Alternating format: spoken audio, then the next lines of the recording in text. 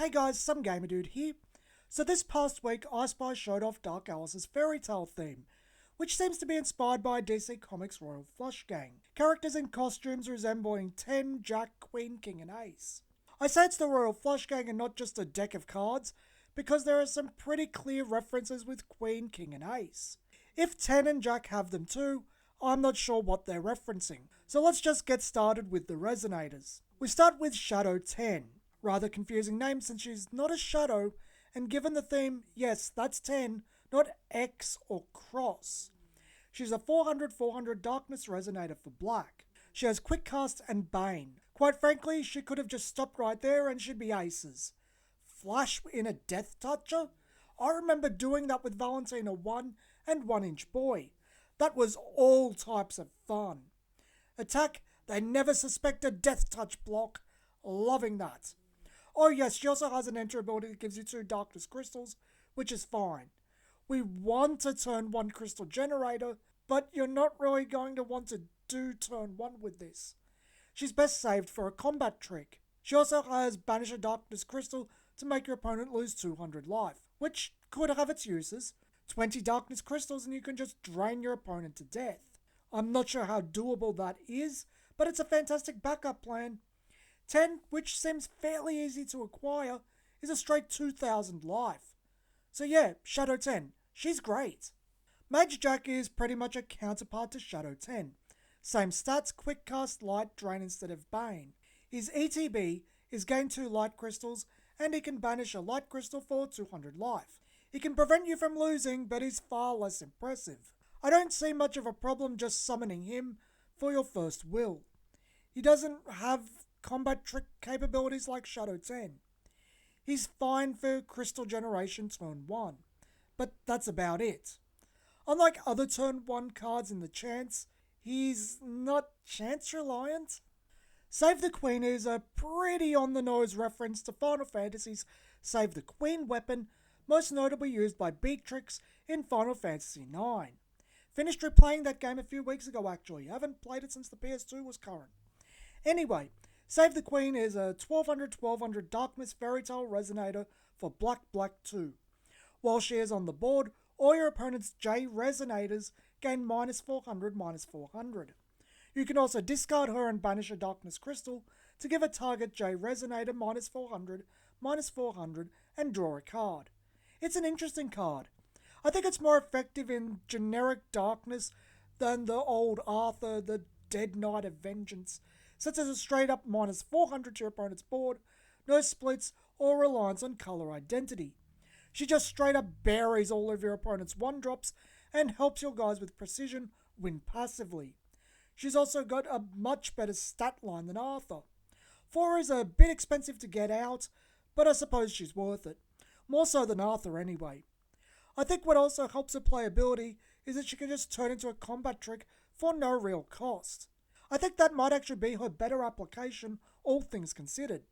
No will cost, cantrip, decent chunk, and she can be recurred with Dark Alice's God Art. I like Save the Queen. King of Kings is a reference to Jesus of all things.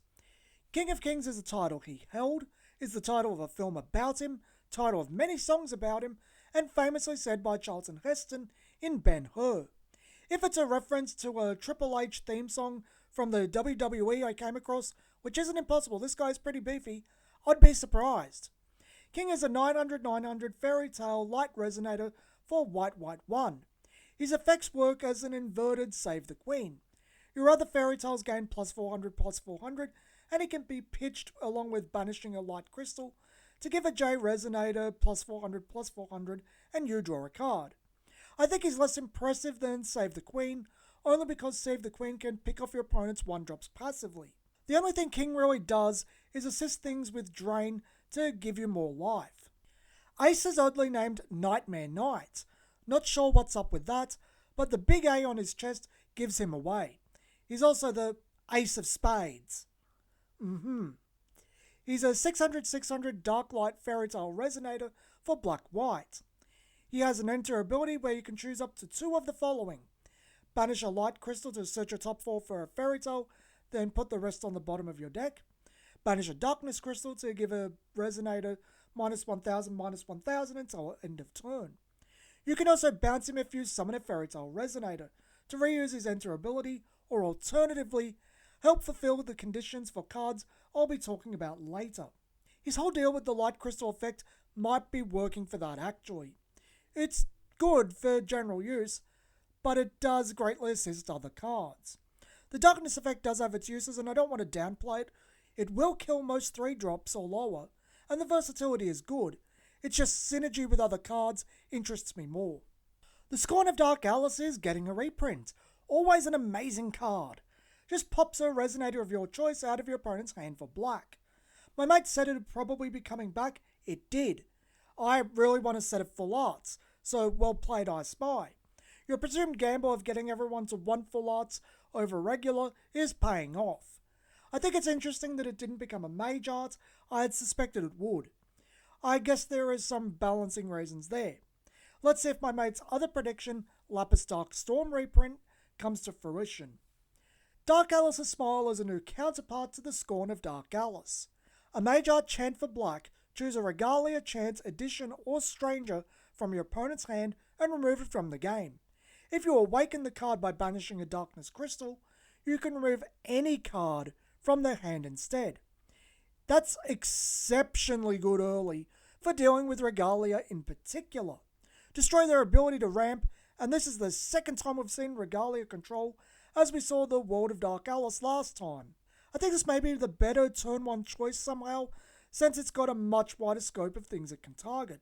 Leave Scorn till next turn, after you've scouted out their hand for potential threats. Knocking out one of their chants is super helpful too. Since it's remove, not banish, it also stops recursion like Rezard stuff and Remnant. Great card. Even without awakening, great card. One pair and the next card really seem to be made to be used in tandem with Nightmare Knight, since Knight can tutor cards into your hand and set your hand up with multiple copies of the same card. For black, you get a quick cast mage art that gives you 2 light crystals and 2 darkness crystals. If you awaken it by revealing 2 cards in your hand with the same name, you get 2 more of each. I think it's a really great way to get 8 crystals total, 4 of each, but that's literally all it does. No cantrip has to be set up. It's not bad at all, just disappointing and probably wouldn't make the cut over World of Dark Alice, which has multiple modes, and if you use it to get crystals, it cantrips. I would have much preferred it if one pair cost, say, 1 more will and cantripped, especially if you awakened it. 3 of a Kind runs on the same idea, except its awakening needs 3 cards revealed with the same name. Naturally, it's 3 of a Kind. Or you can banish 3 light crystals. Mage Art Chant with quick cast for white, you get a light crystal and draw a card. If you awaken this card, draw 3 instead. So you end up with a net total of -2 crystals because you need 3 to fuel it in the first place. But why though? Why would you not just use Shadow Swordmaster? She's a 1500 body that can be brought out super early, and per light crystal banished draws a card. This card is bad no matter how you cut it. Its best use is filler if you can't find something to fill your final slots. Royal Straight Flush is our last card. Dark Light Mage Art Chant for black-white, you can destroy target Resonator. Not actually bad on face value, similar cost to Zoning to Death from way back when. However, if you awaken it by revealing a copy of 10, Jack, Queen, King and Ace, you destroy all of your opponent's cards except Magic Stones and place all of the mentioned cards into play. Just before we go on, the image shows a Royal Straight Flush, but the effect isn't. Since they aren't the same suit, it's a Broadway straight. And now we know. And knowing is half the battle. Anyway, semantics aside, it's clearly meant to be used in tandem with Dark Alice's God Art. Have Nightmare Knight shoot them all into your hand, use them. Later have Dark Alice bring them back to hand, then use Royal Straight Flush to nuke their board. It hits J-Rulers too. It's a bit fiddly in my opinion, probably not fast enough for competitive play, but it looks like a lot of fun for casual. I think next week will be Magna or Gil Lapis. Given how strong Gil Lapis J-Ruler side is, I'm kinda worried about him. Reoccurring permanent -400 to your opponent's board is terrifying. So we'll see how that turns out. Hopefully there are some answers in the set, like something to stop activated effects. I'm curious on Shadows, since we've only seen Shadow Swordmaster. Spoiler season will be interesting. This has been Some Gamer Dude, and thanks for watching.